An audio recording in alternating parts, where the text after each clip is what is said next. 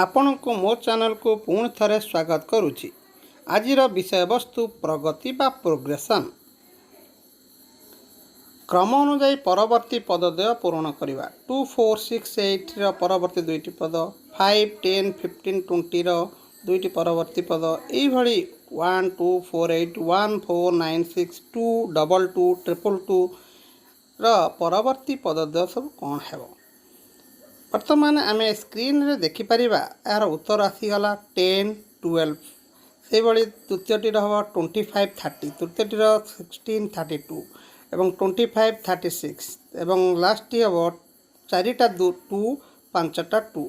यही संख्या श्रेणी गुड़ी को गोटे गोटे अनुक्रम कहवा। प्रगति कौन?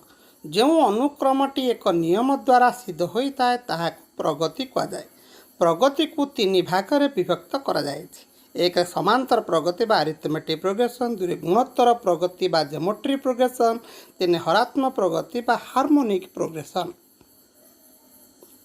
समांतर प्रगति कौन? जो प्रगतिर 2टी क्रमिक पद मध्य अंतर सर्वदा समान थाए ताहाको समांतर प्रगति बा एपी कहुए।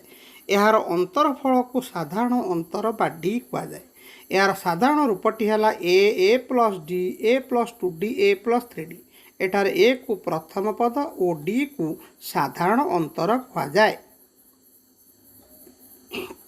प्रथम पद t1 इजिकल टू ए, द्वितीय पद t2 equal to a plus d, तृतीय पद t3 equal to a plus 2d, चतुर्थ पद t4 is equal to a plus 3d। यही जदि आम एन तम पद को जीवा तेरे tn equal to a plus n minus 1 into d है। एग्जाम्पल 1 4 10 16 22 एक एपी की जदि हाँ तेरे यार साधारण अंतर केते? एठारे t2 minus t1 equal to 10 minus 4 equal to 6, t3 minus t2 equal to 16 minus 10 equal to 6, t4 minus t3 equal to 22 minus 16 equal to 6। साधारण अंतर समान थिबारु यह एक समांतर प्रगति बा एपी अटे।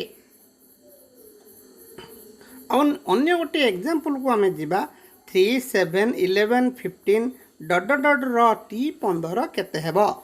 3 7 11 15 एक एपी अटे। यार प्रथम पद ए इजिकल टू 3, साधारण अंतर डी इजिकल टू 4 जोटा कि 7 माइनस 3 रु आम पाइपर। आम जानू जे tn equal to a plus n minus 1 into d, that imply T 15 equal to a plus 15 minus 1 into d, that imply t15 equal to 3 plus 14 into 4 equal to 3 plus 56 equal to 59। यार परवर्ती पाठ अन्य एक video द्वारा खूब शीघ्र आपण निकट में पहुँचाइबी। से भिडियोटी को लाइक शेयर और कमेंट करंतु। धन्यवाद।